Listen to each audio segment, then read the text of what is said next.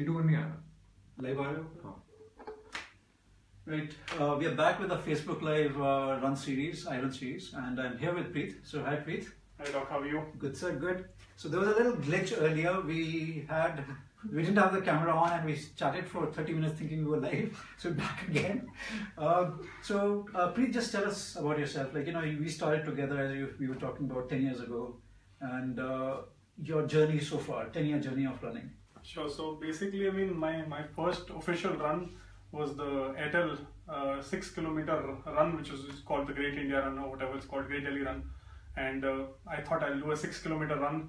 I thought I'm fit enough to run 6 kilometers. I'd run 2 or 3 rounds of Lodi Gardens, and then when I went to that race, there wasn't enough space to run.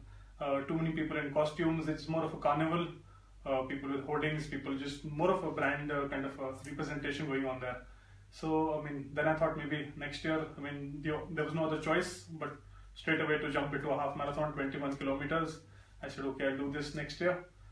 Did that for about 3 years now, and then I thought, okay, let's try my hand at the full marathon, where we had the opportunity of meeting on Sundays. We would do our long runs together. So I mean, I did the marathon 2 times, but full marathon. Full marathon. Yeah, 42, yeah, absolutely. But not the 6 kilometer marathon. Yeah. So. I mean, I did enjoy running the marathon, of course, because we all love running. But at the same time, if I had a choice, I prefer the shorter distances. So I went back to the 21, and then luckily now we have 10Ks and even a mile for that matter. 1600 meters of pure all-out speed, raw speed, I would say. So, so that's been my exciting run for me. Even though it involves a half an hour warm-up. To run 6 minute race, less than 6 minutes race, but I enjoy that. And I mean, I have 3 trophies sitting at home of 2015, 16 and 17. There's also added bonus at the same. So I mean, I've been enjoying that, and I think it's about finding what is driving you and what's making you happy in your running journey. So this has been happy time for me.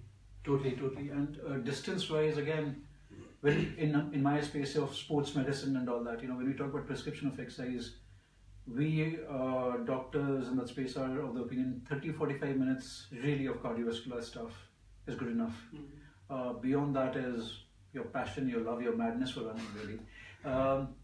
We were talking about ultra running, you know, so our guys, civilian guys who took part in our race La Ultra, out of 13 who took part in 111, 12 actually finished 111 kilometers in good time, under 20 hours. So that's, you know, I think they're doing well in ultra running, but I think too many people are jumping to distances before they're ready. Sure. What's your take on that?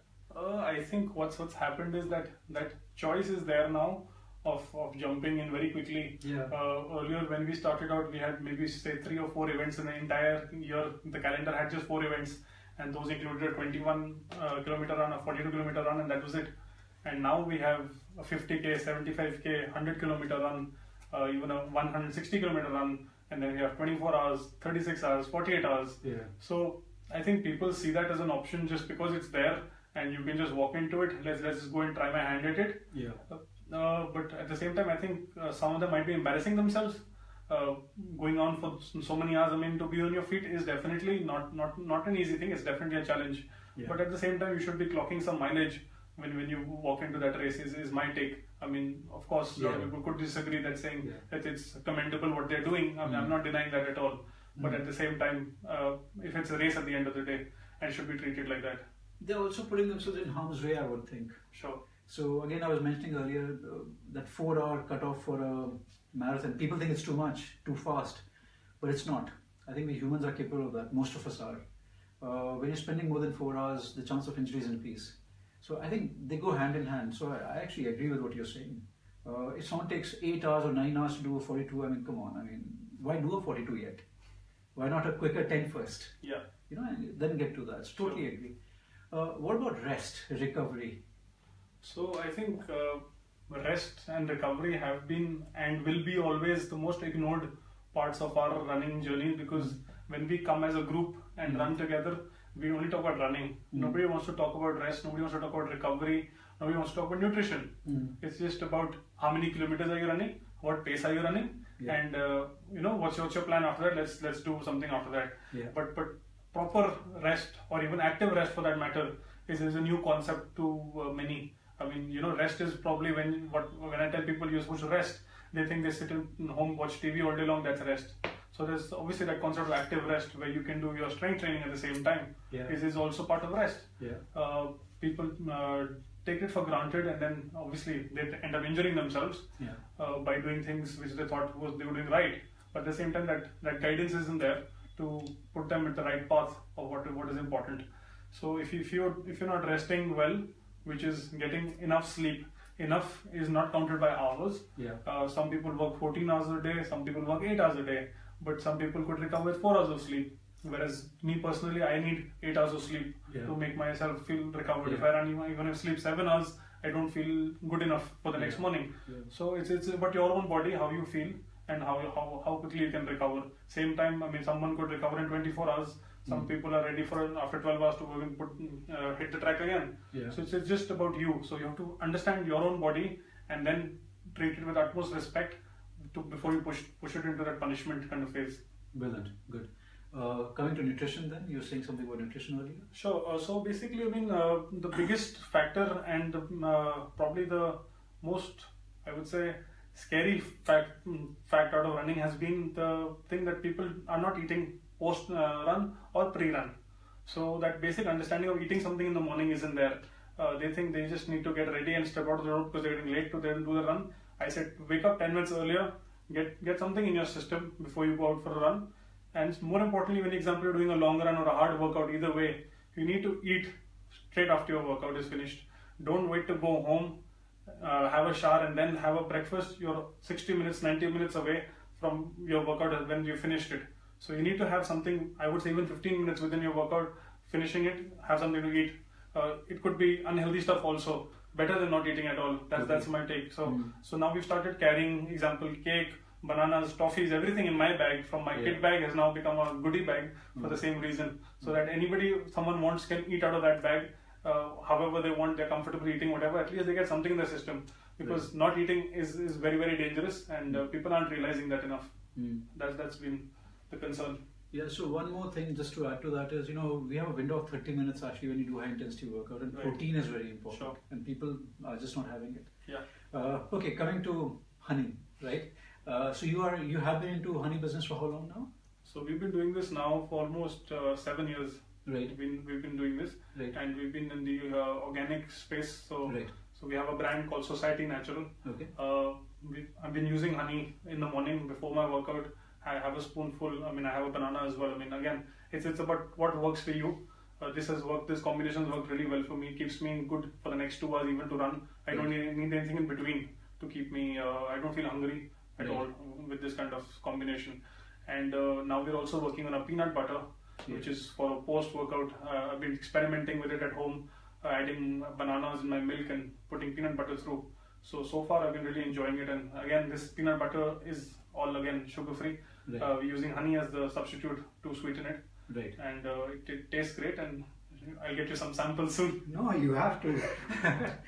No, but that's important because I've actually tried it. If you remember, initially we'd during our own runs when we used to do it.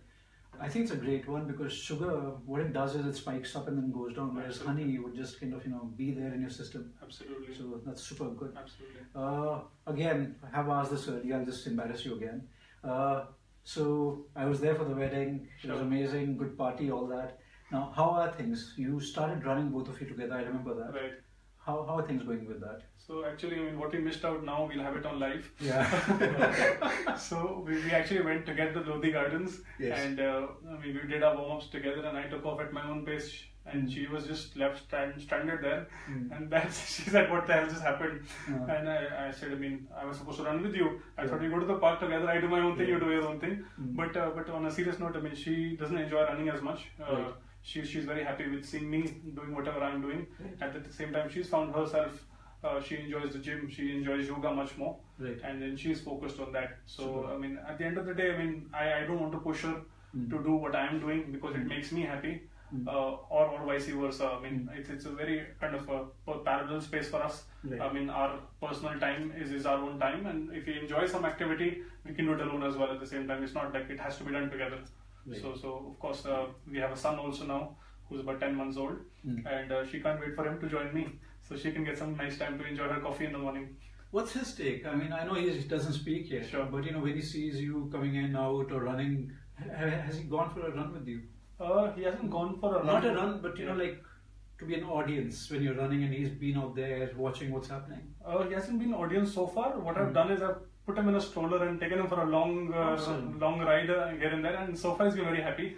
So let's hope he goes on the same journey. But of course, I'm going to be equally happy if he chooses something else. I mean, it's again, I'm not going to enforce anything on anybody, be it my own family or outside. Right. I mean, it's about what you're comfortable with. I always like to work around that kind of space. I've never had that opinion that this is the space which is right and you have to work around me. I've always molded myself around what other people have done around me. Right.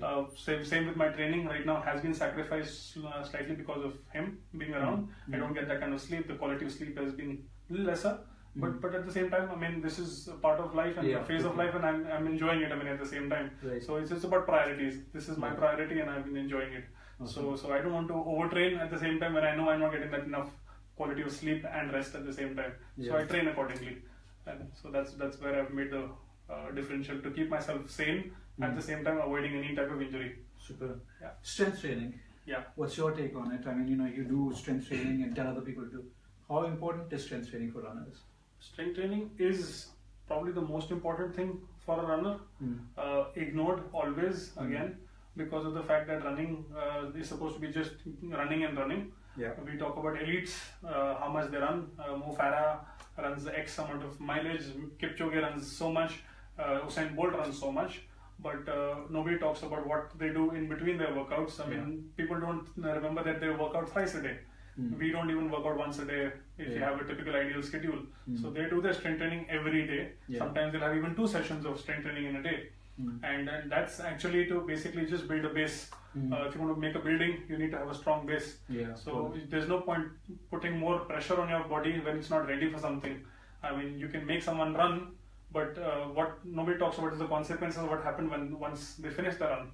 So it's about a long-term, if you're looking at a long-term transition, it has to be, of course, building that base slowly and making people ready to keep doing that activity. Doing the activity once is very easy, but doing it repetitively, it has to be based on strength training. So even yoga, for that matter, a lot of runners do enjoy yoga.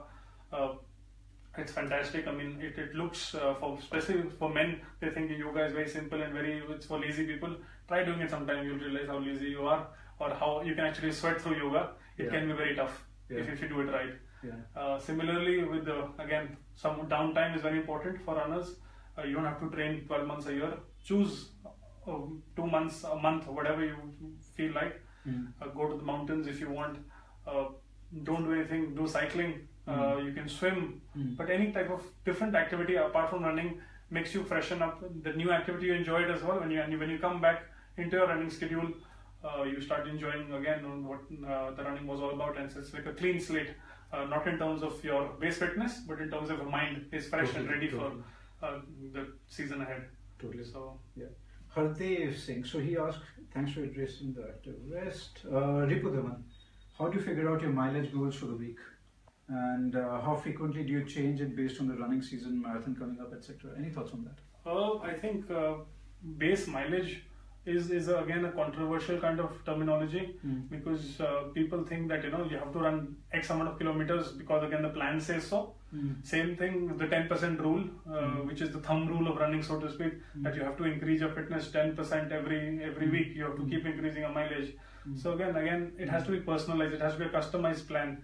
I mean, if your stages started out, 10% does work for you, but if you're a seasoned strong runner, you could maybe go 15% also. So it has to be variable constantly. You need a two-way communication. A plan which you take off the internet or wherever only gives you a plan, and you can't follow up with what happened and what you're doing. It just tells you what it says has to be done. So I think the two-way process has to be there. So of course, ideally, you want to run, I would say at least 50 kilometers a week base mileage, I would think, for a half marathon. Right. Similarly, 80 to 90 kilometers a week if you're running a marathon. This base mileage I talk about is to keep you safe and secure from an injury. If you don't run this kind of mileage, which is again 80-90 kilometers is usually something had thought of an elite mileage, but no, they clock almost 3 times that mileage for a week. Yeah. But that's the mileage I feel is important because when you're going to run a marathon, I think you need that kind of mileage to really keep your legs ready to what lies ahead, basically, because it's not 21 plus 21. It's a whole different call game. Yeah, it's triple or more. Absolutely. Yeah. Dr. Pallavi Aga asked the question of active couch potato. Yeah. So. See, I mean, again, I think you did this campaign on the couch to 6K challenge, right? Yeah. So I think, I mean, again, wherever you are at your present fitness, you have to be sensible and common sense should prevail. The biggest thing you don't fall under is peer pressure. Yeah. Don't look at person next to you that what they did yesterday and what they're doing today.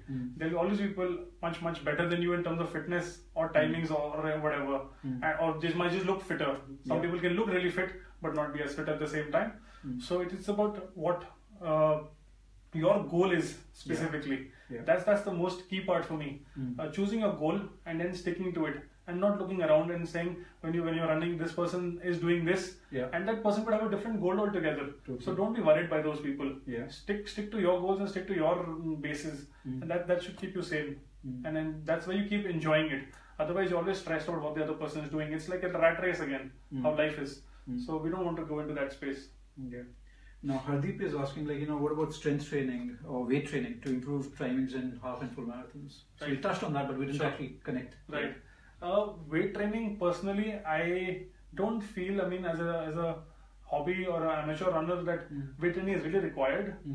Reason I would say that is because I think that if you use your own body weight against yourself, nowadays you have that concept now coming very strongly. I think it's good enough.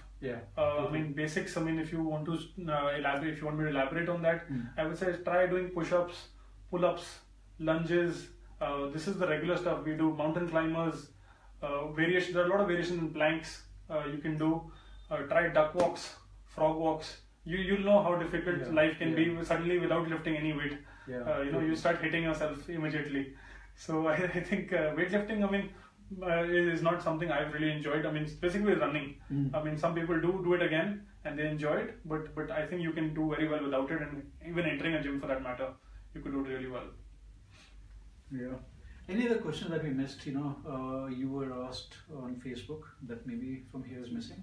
I think we've covered pretty much most of. We had people talking about the off season. We've covered that, of course.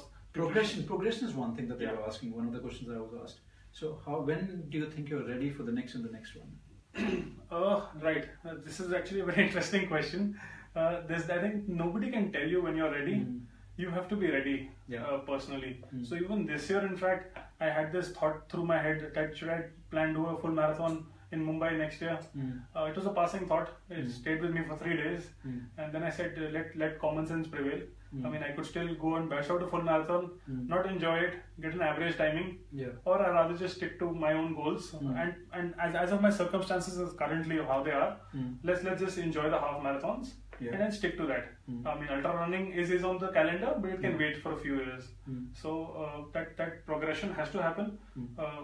That's again, I mean, talk to people around you who you believe can give you sound advice.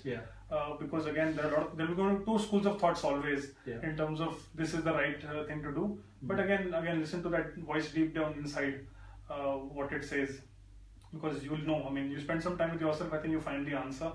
Don't rush into it at the end of the day. Don't let people control and say, because you have a bogey full of people going by train to Mumbai to do a full marathon, you need to do it even too. I mean, you could even sign up for a 10K. I mean, that's probably the best decision you could have made. So let that common sense prevail at the end of the day. Excellent. Thanks, Preet. I think we'll call it a day. Sure. And sorry for the mess-up. Thank you. No worries, coach. Thank you. Thank you, guys. And we'll be back probably in 4-5 days again. All right. Thanks, bye.